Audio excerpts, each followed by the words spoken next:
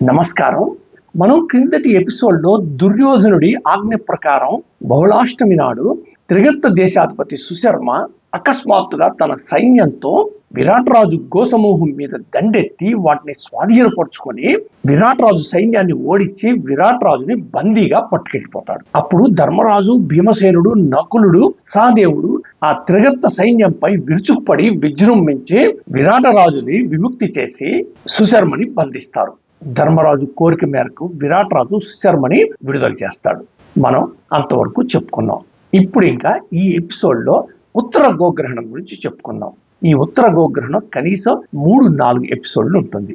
దుర్యోధనుడి రెండవ ప్లాన్ ఏంటి అంటే పాండవుల్ని ఎలా విరాట రాజ్యం నుంచి బయటికి తీసుకురావాలని మొత్తం యోధులతో అంటే భీష్మాచార్యుడు, కృపాచార్యుడు, ద్రోణాచార్యుడు, అశ్వత్థామ, కర్ణుడు, వికర్ణుడు, దుశ్శాసనుడు మొదలగు వాళ్ళందరినీ తీసుకొని చతురంగ సైన్యంతో విరాట రాజ్యం మీదకి దండెత్తాడు. విరాట్ రాజు ఆవుల మందలన్నింటినీ వీళ్ళు ఆక్రమిస్తారు. అసలు దుర్యోధనుడు ఆవుల మందల కోసం ఇంతమంది యోధులైన వీరులకు తీసుకురావాల్సిన అవసరం ఏంటి అంటే వాళ్ళకి ఆవుల మీద కాదు ఇంట్రెస్ట్. ఆవులను గనక స్వాధీనం చేసుకుంటే విరాట రాజ్యంలో ఉన్న పాండవులు బయటకు వస్తారని, అప్పుడు ఈ కౌరవ వీరులో ఎవరో ఒకరు పాండవుల్ని గుర్తుపట్టి మళ్ళీ పాండవుల్ని అరణ్యవాసానికి పంపించాలని దుర్యోధనుడి ప్లాన్. ఆవుల మందల్ని కాపలా కాస్తున్న గో సంరక్షకులు వాళ్ళు తమ తమ ఆయుధాలతో కౌరవ సేనని ఎదుర్కొంటారు. కానీ గవాధ్యక్షుడు గ్రహిస్తాడు ఇది కౌరవ సేన అని, ఇంకా మన వల్ల లాభం లేదని చెప్పి వెంటనే బయలుదేరి రథం వేసుకొని గబగబా హుటాహుటీన విరాట్ రాజ్యానికి బయలుదేరి వెళ్ళిపోతాడు. ఈ గవాధ్యక్షుడు రథాన్ని తీసుకెళ్లి అంతఃపురం ముందు నిలబెట్టి అంతఃపురంలోకి వెళ్ళి చూస్తే అక్కడ ఎవ్వరు కనపడరు. విరాట్ రాజు లేడు, ఆ సైన్యం లేరు, అధ్యక్షుడు లేరు, విరాట్ రాజు తమ్ముడు లేరు, ఎవ్వరూ లేరు.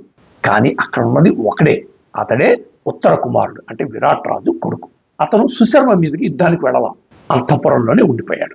ఈ గవాధ్యక్షుడు రొప్పుకుంటూ ఆతృతగా భయంతో పోయి ఉత్తర కుమార, భూమి దద్దరిల్లిపోయేటట్లు కురు సైన్యం అకస్మాత్తుగా విరుచుకుపడి మన ఆవుల మందలను ముట్టడించారు.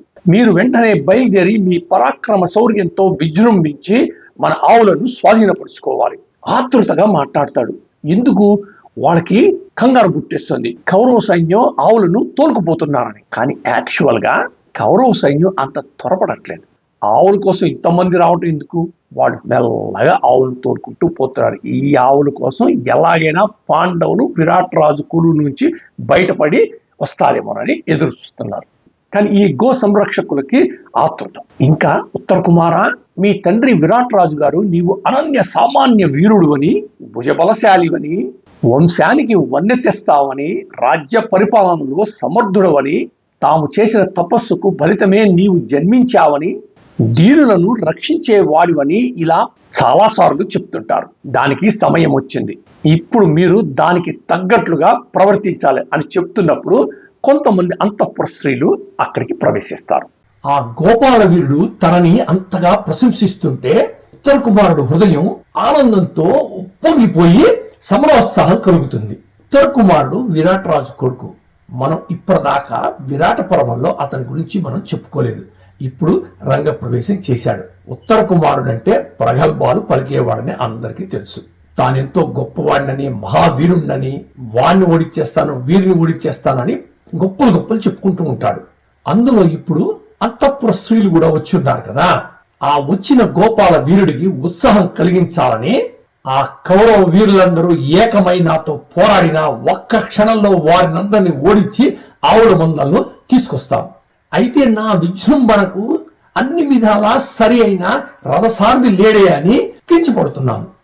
గోవులను కౌరవుల నుంచి కాపాడి త్వరగా తీసుకురావాలి కదా అంటే అసలు ఉత్తర కుమారుడికి ఇది వరకు ఒక రథసారథి ఉన్నాడు, కానీ అతడు యుద్ధంలో చనిపోయాడు. అప్పటి నుంచే ఉత్తర కుమారుడు అసలు రథసారథిని పెట్టుకోలేదు. అసలు అవసరమే రాల. మీరెవరైనా త్వరగా నాకు ఒక రథసారథిని చూడండి. భీష్మ, ద్రోణ, కృప, అశ్వత్థామ, కర్ణుడు, దుర్యోధనుడు మొదలుగా గల కురు వీరులు నా పోరాట ప్రభావం చూసి సాక్షాత్తు అర్జునుడే యుద్ధానికి వస్తున్నట్లుగా విస్తుపోతారు. ఆ మహావీరులను ఎదిరించి ఆలమందలను తీసుకురాకపోతే విరాటరాజు, మంత్రులు, వీరులు పరిహసించరా అని ప్రగల్భాలు పలుకుతాడు. అక్కడే ఉన్న ద్రౌపదికి అది విని కోపం వస్తుంది, నవ్వు వస్తుంది. కోపం ఎందుకు వస్తుందంటే ఉత్తర కుమారుడు తనని అర్జునుడితో పోల్చుకుంటున్నాడు. నవ్వెందుకు వస్తుందంటే నేను అర్జునుడిలాగా పోరాడతానన్నప్పుడు. ద్రౌపది గబగబా నడుచుకుంటూ నర్తనశాలలోకి ప్రవేశించి అర్జునుడికి చెప్తుంది, కౌరవ సైన్యం విరాట రాజ్యం మీదకి దండెత్తి ఆలమందళ్ళు తోలుకుపోతున్నారు.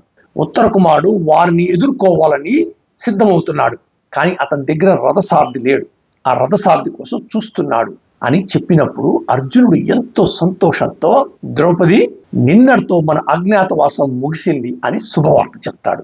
అప్పుడు అర్జునుడు ఆలోచిస్తాడు, ఇది మంచి అవకాశం వచ్చింది. పాంచాలి, నీవు ఒక పని చేయి. నీవు తిరిగి వెళ్ళి ఉత్తర కుమారుడితో మన బృహన్నల ఖాండవవన దహనంలో అర్జునునికి రథసారథిగా ఉండి ఎన్నో ప్రశంసలు అందుకున్నాడు. కావున ఇటువంటి ఆపత్ సమయంలో బృహన్నలని రథసారథిగా తీసుకుంటే నీవు అవలీలగా కౌరవ వీరులను ఎదిరించి విజయం పొందవచ్చు అని ప్రోత్సహించు. నా సంకల్పం నెరవేరుతుంది. ఉత్తర కుమారుడు ఏమన్నాడో వెంటనే తిరిగి వచ్చి నాకు చెప్పమని సైరంధ్రిని పంపించేస్తాడు. అర్జునుడి ఆలోచన ఏంటి? అజ్ఞాతవాసం అయిపోయింది, కౌరవ వీరులు వచ్చారు, వాళ్ళని ఓడించాలని మహా ఉవ్విళ్ళూరుతున్నాడు. ద్రౌపదికి అర్థమైంది అర్జునుడి అంతరార్థం. ఇప్పుడు ఉత్తర కుమారుడి దగ్గరికి వెళ్ళి చెప్పాలి. కానీ తను చెప్తే ఉత్తర కుమారుడు నమ్మడు, అంగీకరించడు. ఎందుకంటే తాను అంతఃపురంలో పనిచేసే చెలికత్తె లాంటిది.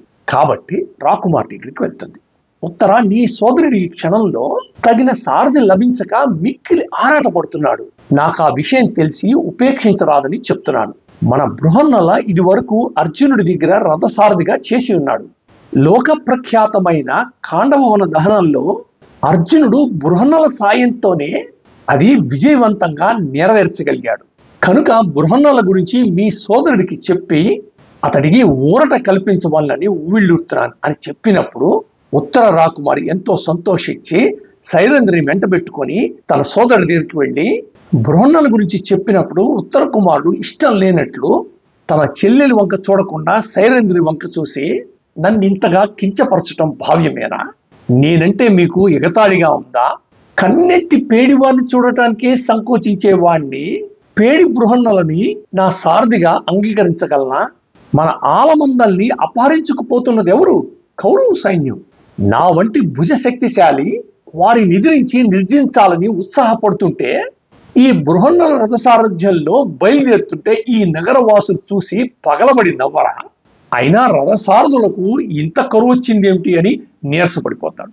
దానికి సైరంధ్రి మళ్ళీ, ఉత్తర కుమార, కౌరవాధీశ్వరులనే కాదు ముల్లోకాలే అకస్మాత్తుగా దండెత్తి వచ్చిన బృహన్నల సారథ్యంలో నీకు విజయం చేకూరగలదు.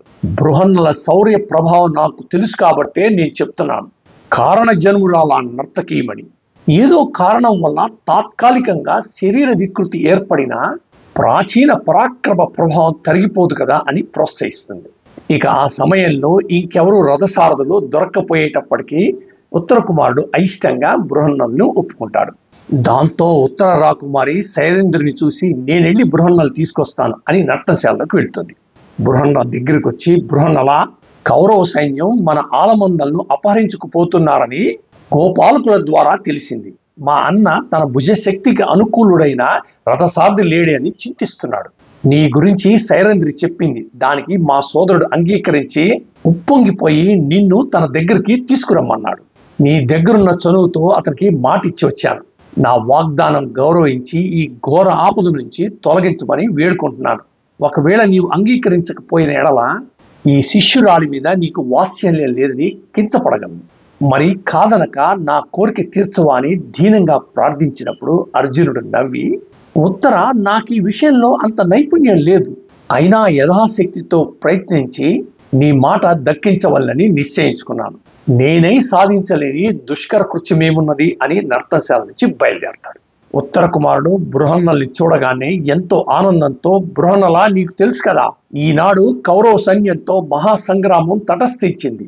నీవు రథం బాగా నడుపుతావని, నీవెంతో శౌర్యవంతుడవని సైరంధ్రి చెప్పింది. మరి ఆలసించక నా రథసారథ్యం చేయవలసింది, కవచాలు ధరించి రథం ఎక్కవలసిందని ప్రార్థిస్తాడు. అయినా బృహన్నల బిట్టు చేస్తాడు. ఆటపాటల వినోదం కోసం నన్ను పిలిపించవచ్చును గాని రథం తోలమనటం న్యాయమేనా?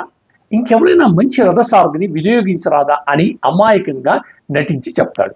అయినా ఉత్తర కుమారుడు విడిచిపెట్టలేదు. ఇదేం మాట బృహన్నల, ఖాండవారణ్య దహన సమయంలో నీవు అర్జునుడి రథం నడిపించి అనాయాసంగా విజయం చేకూర్చిన నిరజానవు గదా, నన్ను అనుగ్రహించి దీనికి అంగీకరించి సమర విజయం కలిగించవా అని ప్రార్థిస్తాడు. అప్పుడు బృహన్నల ఉత్తర కుమారుడి మాట అతిక్రమించలేనట్లు నటించి అయిష్టంగానే ఒప్పుకుంటాడు. ఉత్తర కుమారుడు వెంటనే ఒక బంగారు కవచం తెప్పించి అది ధరించమని బృహన్నల్ని కోరతాడు. బృహన్నల ఇక్కడ కొంచెం కామెడీ చేస్తాడు. దాన్ని వంకర టింకర్గా తొడుక్కొని తనకి అలవాటు లేదని నటిస్తాడు.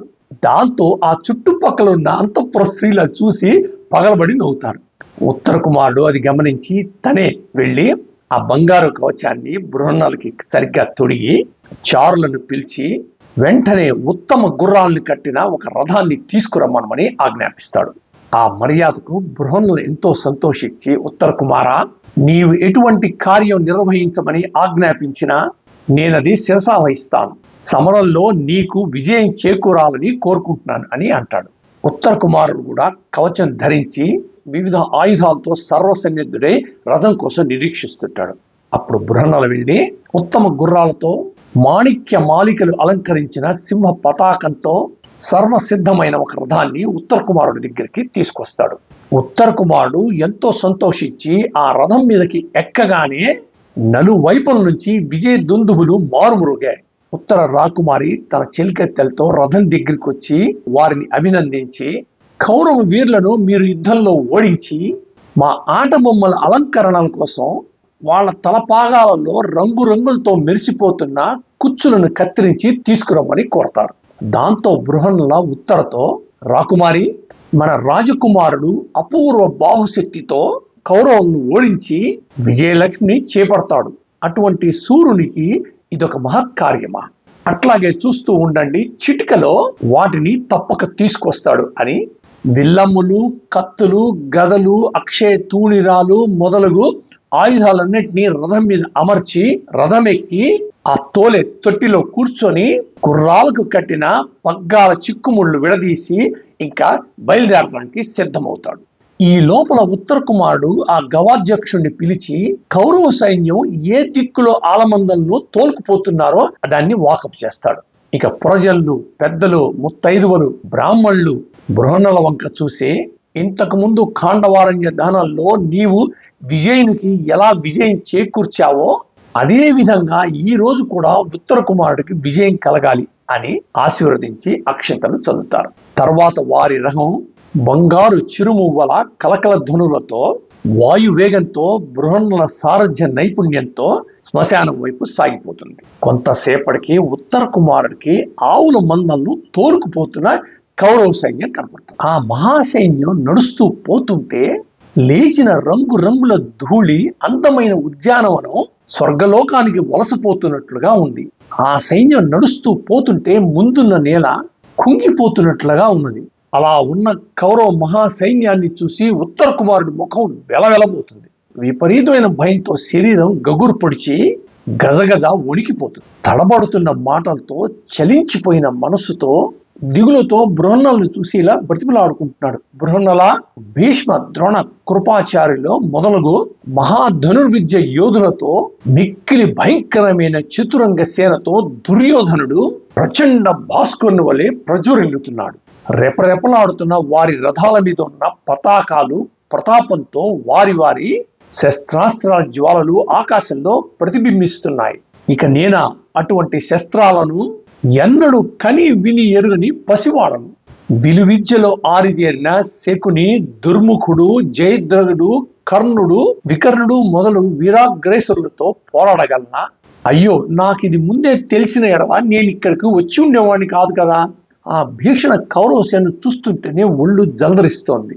మరి నా మాట లెక్క చేయక మహావేగంతో రణభూమిలోకి ప్రవేశిస్తున్నావు. ఏది ఏమైనా నేనిక వారితో పోరాడలేను. ఇది నా దృఢ నిశ్చయం.